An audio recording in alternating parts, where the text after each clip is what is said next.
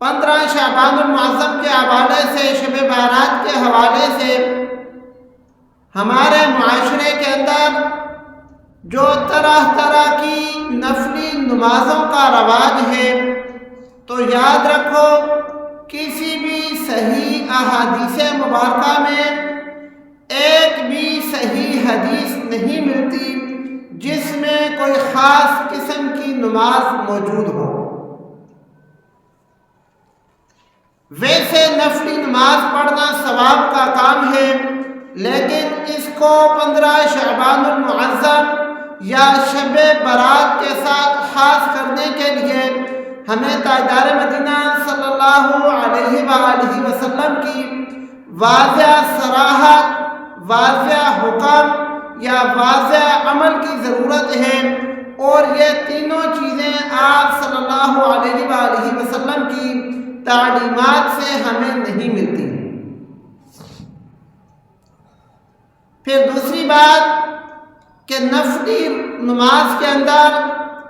ہم لوگوں کے اندر جو دوسری غلط چیز مشہور ہے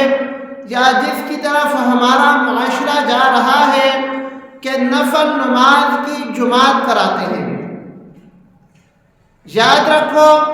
جماعت صرف فرض نماز کی ہوتی ہے، فرض نماز جماعت کے ساتھ ادا کرنے کا حکم ہے۔ اس کے علاوہ نماز استسقاء، تراویح کی نماز اور دیگر چند نمازیں جو آپ صلی اللہ علیہ وآلہ وسلم کے عمل سے ثابت ہیں، وہ نمازیں تو جماعت کے ساتھ کرانے کا ہمیں اختیار ہے یا ہمارے لیے جائز ہے، اور جو نماز اللہ کے نبی صلی اللہ علیہ وآلہ وسلم نے اپنی زندگی میں جماعت کے ساتھ ادا نہیں کروائی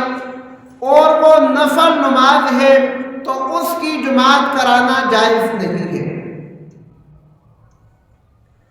یہ جو ہمارے معاشرے کے اندر صلاۃ التسبیح جماعت کے ساتھ ادا کی جاتی ہے، یاد رکھو صلاۃ التسبیح پڑھنا یہ ثواب کا کام ہے۔ آپ صلی اللہ علیہ وآلہ وسلم کا فرمان مبارک موجود ہے کہ اگر ہو سکے تو اس کو روزانہ ایک دفعہ پڑھو، نہیں تو ہفتے میں ایک دفعہ پڑھ لو، اور اگر ہفتے میں نہیں پڑھ سکتے تو مہینے میں پڑھ لو، مہینے میں نہیں پڑھ سکتے تو سال میں پڑھ لو، سال میں نہیں پڑھ سکتے تو زندگی میں ایک دفعہ یہ نماز پڑھ لو۔ یہ احکامات تو موجود ہیں،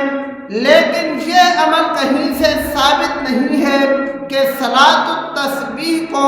اللہ کے نبی نے جماعت کے ساتھ ادا کیا ہو یا اس کا حکم دیا ہو۔ حضرات صحابہ کرام رضوان اللہ تعالی علیہم میں سے کسی نے صلاۃ التسبیح کی جماعت کروائی ہو، لیکن یہ ایک غلط چیز ہمارے معاشرے میں روش پا رہی ہے۔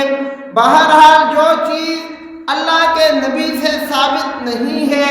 وہ جتنا مرضی انسان کرتا رہے اس کا ثواب نہیں ہوگا۔